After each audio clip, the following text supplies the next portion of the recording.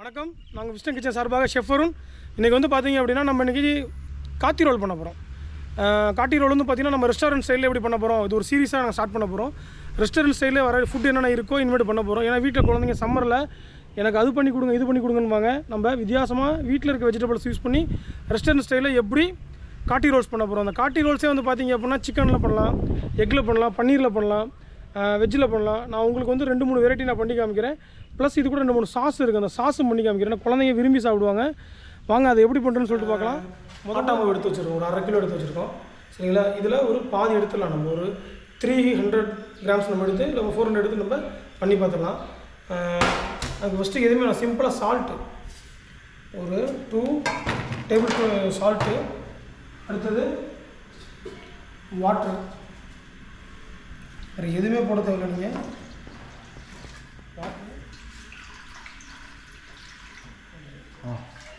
அடுத்து நம்ம மாவை கொட்டி பிணைஞ்சிடலாம். ஒரு 300 கொட்டி இருக்கும்,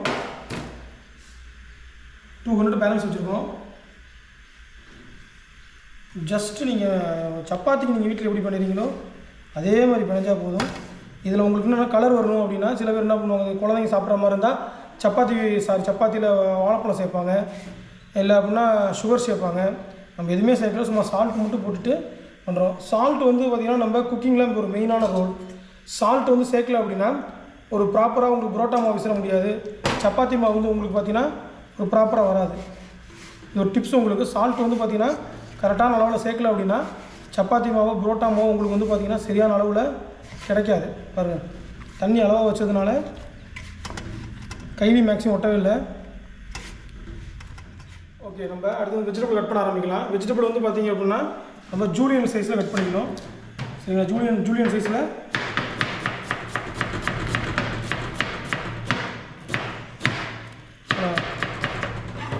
ஜூலியன்னா இதுதான் உங்களுக்கு ஸ்டஃபிங்க்கு நல்லாயிருக்கும்.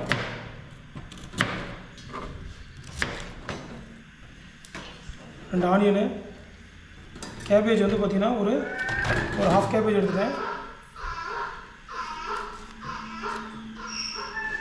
1/2 கேபேஜில் வந்து பார்த்திங்கன்னா இதையும் நான் ஜூலியன் பண்ணிக்கிறேன்.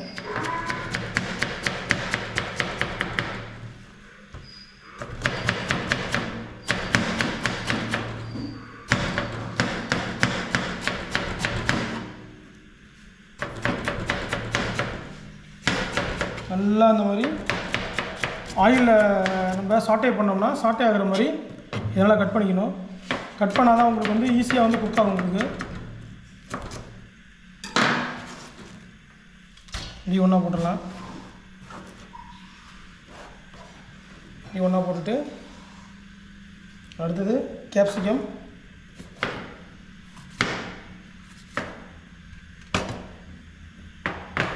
இதையும் ஜூலியன் பண்ணிக்கலாம். அடுத்து வந்து பார்த்திங்கன்னா நம்ம கேரட் இவ்வளோ நம்ம யூஸ் பண்ணல, கொஞ்சமான கேரட் யூஸ் பண்ணிக்கலாம்.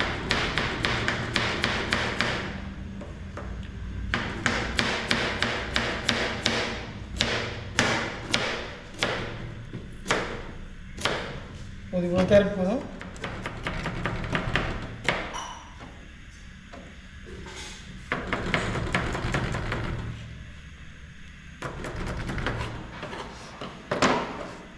ஓகே, இது வந்து நம்ம ஃபில்லிங்க்கு எடுத்து வச்சாச்சு. இதே வந்து பார்த்திங்க அப்படின்னா வெஜ்ஜுக்கு, சிக்கனுக்கு, எக்குக்கு 3த்துக்குமே அதை யூஸ் பண்ண போகிறோம்.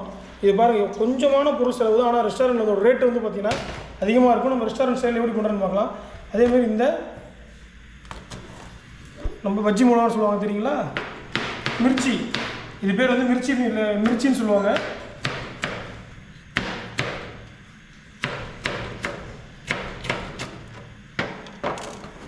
இதையும் பாருங்கள் அழகாக கட் பண்ணி இதில் போட்டாச்சு.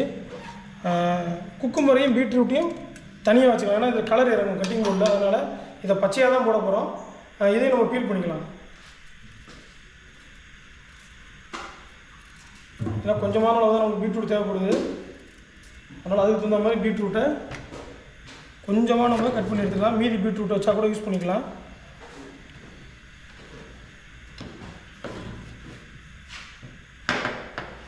இதுவும் பார்த்திங்கன்னா ஜூலியனில் தான் கட் பண்ணுறேன்.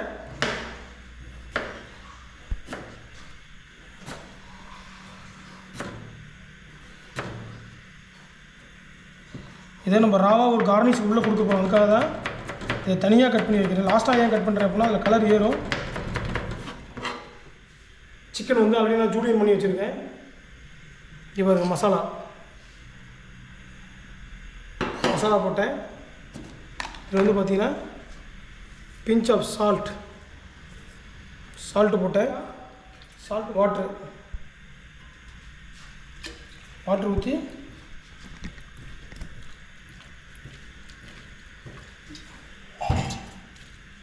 இது நீங்கள் வீட்டில் பண்ணுற மாதிரி ஒரு ½ அன் ஹவர் இந்த மாதிரி நீங்கள் ரேஞ்சில் வந்து பார்த்தீங்க அப்படின்னா நீங்கள் இது பண்ணலாம். கொஞ்சம் எக்கு எதுக்கு அப்படின்னா அந்த மசாலா வந்து பிடிச்சிருக்கிறது கொஞ்சம் எக்கு.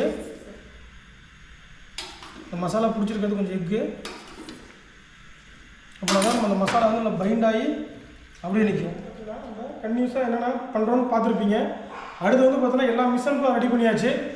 இப்போ சிக்கன் காட்டி ரோல் பண்ண போகிறோம். அதுக்கு பாருங்கள் ஆயிலு எதுக்கு அப்படின்னா இந்த சிக்கனுக்கும் அந்த வெஜிடபிளும் சாட்டே ஆகிறது. சரிங்களா? ஏற்கனவே மசாலா அதில் போட்டிருக்கேன்.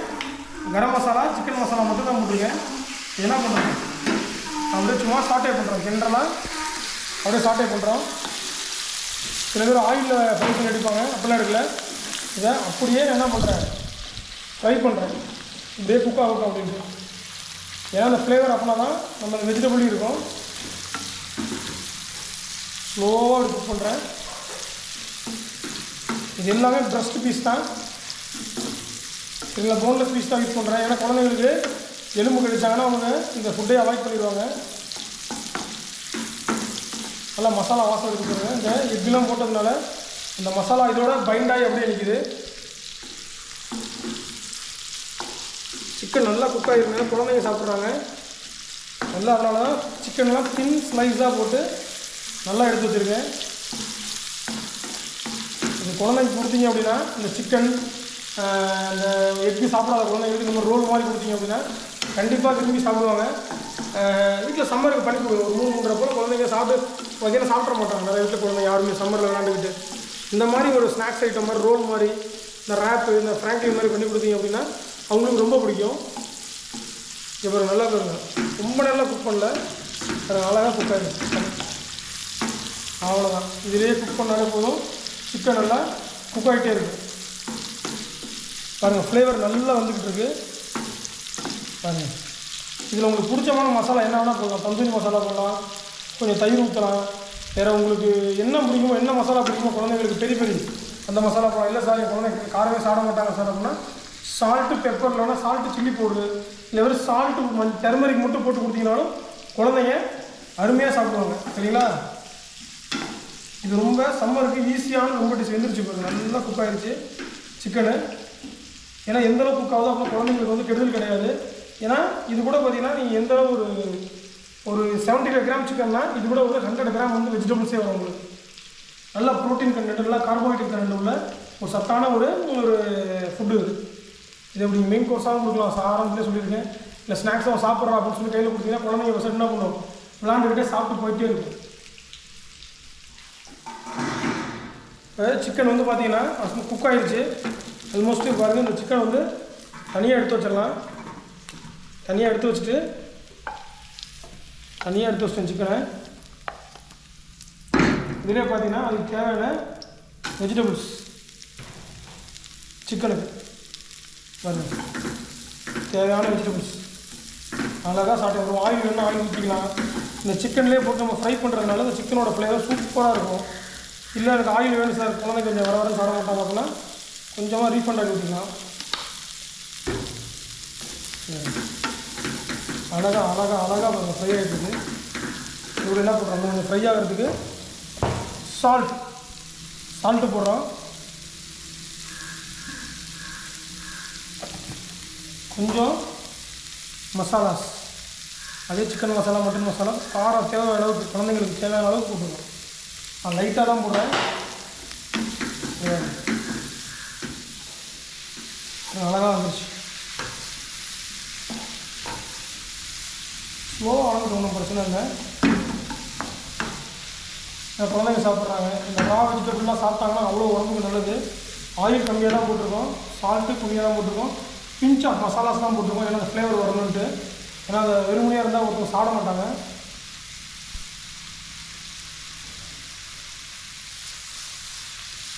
நல்லா சாப்பிட்டாக இருக்கும். இந்தளவு உடஞ்சிடும். சைனீஸ் ஃபுட்லாம் பார்த்தீங்கன்னா மேக்ஸிமம் வந்து பார்த்தீங்கன்னா 20 to 30% தான், 40% வச்சுக்கோங்க ரைஸ் இருக்கும், மீதி 60% வெஜிடபிள்ஸ் இருக்கும். சிக்கன் ஆகட்டும், அவங்க செய்கிற நூடுல்ஸ் ஆகட்டும், எதாகட்டும் சேம் மெத்தட் அதே மாதிரி தான். குழந்தைங்களுக்கு நிறைய வெஜிடபிள்ஸ் கொடுத்தோம் அப்படின்னா நம்ம இந்த நான்வெஜ்ஜோட எதுவும் தெரிஞ்சுக்காது. இது நம்ம இறக்கிட்டு கூட சால்ட் பெப்பர் வேணும்னா கூட ஆட் பண்ணிக்கலாம். ஓகே, அடுத்து வந்து பார்த்தீங்கன்னா மசாலா அரைச்சாச்சு. நம்ம என்ன பண்ணுறோம், காட்டி ரோலுக்கு மாவு ரெடி பண்ணுறோம். நம்ம பாருங்க, மாவு எவ்வளோ சாஃப்டாகிடுச்சு பாருங்கள், நல்லா சாஃப்டாகிடுச்சு மாவு பாருங்கள், எவ்வளோ சாஃப்டாக இருக்குது பாருங்கள். வீட்லேயும் இந்த மாதிரி உங்களுக்கு கல்லுகள் இருந்தது அப்படின்னா நீங்கள் இப்படி தேய்க்கலாம். அப்படி நல்லா கல்லுகள் இருந்தது அப்படின்னா நீங்கள் இந்த மாதிரி போட்டு இப்படி தேய்க்கலாம். இதை அழகாக ஷேப்பாக எப்படி கட் பண்ணுறோம்ட்டு பாருங்கள்.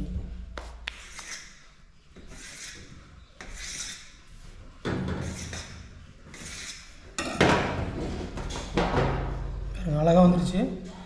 இது வந்து பார்த்திங்கன்னா ஒரு 3 விதமான பர்பஸுக்கு வந்து நாங்கள் பயன்படுத்த போகிறோம். 3 விதமான பர்பஸ் எதுக்குன்னா, காட்டி ரோல் வந்து பார்த்திங்கன்னா நம்ம 3 விதமான காட்டி ரோல் பண்ணுறோம். என்னென்ன காட்டி ரோல் அப்படின்னு பார்த்திங்கன்னா, நம்ம வந்து வெஜ்ஜு, சிக்கனு, எக் யூஸ் பண்ணுறோம். அதுக்கு வந்து இது வந்து 3 விதமாக பயன்படுத்த போகிறோம். ஆக இந்த மாவை எப்படி உங்களுக்கு உருண்டை போட்டு காமிக்கிறேன் பாருங்கள். அழகாக எல்லா மாவையும் கொஞ்சம் ரெஸ்ட் விட்டுருணும். எதுக்கு ஃபோல்டு பண்ணுறீங்க அப்படின்னா மாவு உள்ள சாஃப்டாக ரோல் ஆகும்.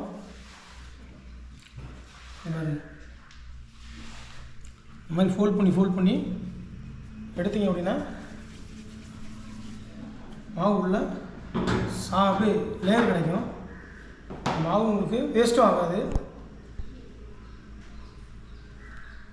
இப்போ வந்து பார்த்திங்கன்னா நம்ம தேய்ச்சி வச்ச சப்பாத்தியை ஃப்ரை பண்ண போகிறோம். இப்போ பாருங்கள், அழகாக ஆயில் இல்லாமல் நீங்கள் பட்டர் இருந்தால் பட்டர் போட்டுக்கலாம், கீ இருந்தால் கீ போட்டுக்கலாம். நான் வெறும் ப்ளைனாக வந்து அப்படியே தவால ஜஸ்ட்டு ஒரு ரோஸ்ட் சாப்பிட்றதுக்கு ஏதுவாக ஜஸ்ட்டு ரோஸ்ட் பண்ணால் போதும். இது நீங்கள் ஃபுல் கால் அடியில் கூட போடலாம், இல்லை நீங்கள் நார்மலாக கூட போடலாம். அவ்வளோதான், ஜஸ்ட்டு ஒரு பாயில் குக்கானால் போதும். ஏன்னா மாவு ரொம்ப இதாக இருந்ததுன்னா உங்களுக்கு குழந்தைங்களுக்கு வயிறு வலிக்க ஆரம்பிச்சிடும். இது நீங்கள் மைதா மாவுலையும் கொடுக்கலாம், நீங்கள் கோதுமை மாவுலையும் கொடுக்கலாம். இப்போ நான் யூஸ் பண்ணியிருக்கிறது வந்து பார்த்தீங்கன்னா கோதுமை மாவு லோ ஃபயர் தான் வச்சுக்கணும் பாருங்கள். அவனுக்கு நம்ம இன்றைக்கி மயோனஸ் பண்ண போகிறோம். மயோனஸ் வந்து பார்த்திங்க அப்படின்னா முட்டையோட வெள்ளைக்கரில் தான் பண்ண போகிறோம். இன்றைக்கி அடுத்துருக்கு வந்து பார்த்திங்கன்னா 4 முட்டை, 250 ஆயில்.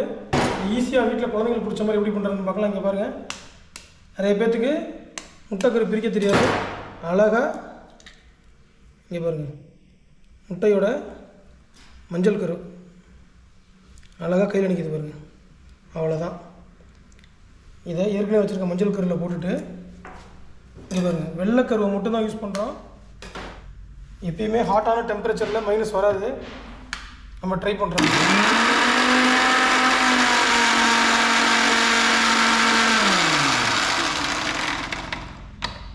அடித்தாச்சு. அதுக்கு தேவையான ஆயில் ஊற்றி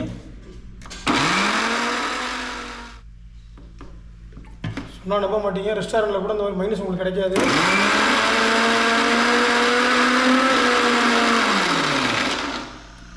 இந்த விஸ்டம் கிச்சனில் நம்ம மைனஸை பாருங்கள், ஹோட்டல்லே கூட அந்த மாதிரி மைனஸ் கிடைக்காது.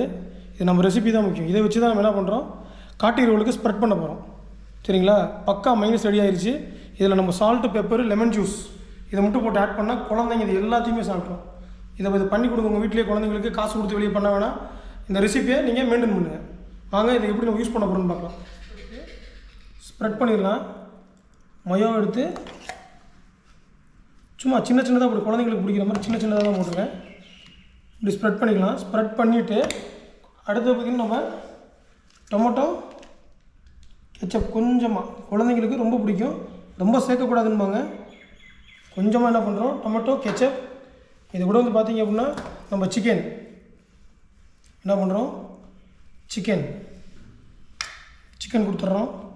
இது நீங்கள் நார்மலாக இந்த பேப்பரில் சுற்றினா உங்களுக்கு வந்து காட்டி ரோல். நீங்கள் வந்து இதே பேப்பரை சில்வர் ஃபைலில் சுற்றினீங்கன்னா சிக்கன் ஃப்ராங்க்லின்னு சொல்லுவாங்க. சரிங்களா? யூஸ் பண்ணுறது ரோல் பண்ணி குழந்தைங்களுக்கு பிடிச்ச மாதிரி அழகாக ஒரு பட்டர் ஷீட்டில் வச்சிட்டிங்க அப்படின்னா அவங்க கையிலையும் படாது, மேலேயும் படாது. இல்லைங்க, பிடிக்குன்னா கொஞ்சம் கேப்சிகம், கேபேஜ் இல்லை கொஞ்சம் சிக்கன் பீஸை கூட அவங்களுக்காக நீங்கள் இப்படி மேலே வச்சு இப்படி ஸ்டப் பண்ணி கொடுக்கலாம். நீங்கள் இப்போ இதே மாதிரி நான் 3 பண்ணி காமிக்கிறேன். ஓகே, ஃபைனலாக சூப்பராக வந்து நம்ம ரேப் பண்ணி முடிச்சாச்சு. இந்த டிஷ் உங்களுக்கு பிடிக்கும்னு நினைக்கிறேன். இங்கே பாருங்கள், சிக்கன் ரோல் ரெடி ஆயிடுச்சு. இது நீங்கள் வீட்டில் ட்ரை பண்ணி பாருங்கள், குழந்தைங்களுக்கு ரொம்ப ரொம்ப பிடிக்கும். இது வந்து பார்த்திங்கன்னா நம்ம சின்னவங்க வந்து பெரியவங்க வரைக்கும் சாப்பிட்லாம். வயசானவங்களாம் ஐயோ என்னடா இப்படிலாம் போடுறாங்களேன்னா பயப்படவே வேணாம். எந்த வித சைடு எஃபெக்ட் எதுவுமே வராது. ஏன்னா ஃபுல் அண்ட் ஃபுல் பார்த்திங்கன்னா boiled chicken, pepper, salt, masala மட்டும்தான். கூட உங்களுக்கு அவங்க ரெகுலராக எடுக்கிற சப்பாத்தி, அது கூட வெஜிடபிள்ஸ் நிறைய இருக்குது. 20% வந்து பார்த்திங்க அப்படின்னா உங்களுக்கு சிக்கனு, 70% வெஜிடபிள் இருக்குது. அதனால் தாராளமாக பெரியவங்கலேருந்து குழந்தைங்க வரைக்கும் சாப்பிட்லாம். ஆனால் சின்ன குழந்தைங்க சாப்பிடக்கூடாது, நல்லா மென்று முழுங்க எல்லாருமே சாப்பிட்லாம். இந்த சேனல் உங்களுக்கு பிடிக்கும்னு நினைக்கிறேன். இந்த சேனல் பிடிச்சிருந்தா நீங்கள் லைக் பண்ணுங்கள், கமெண்ட் பண்ணுங்கள், சப்ஸ்கிரைப் பண்ணிடுங்க. ரொம்ப நன்றி.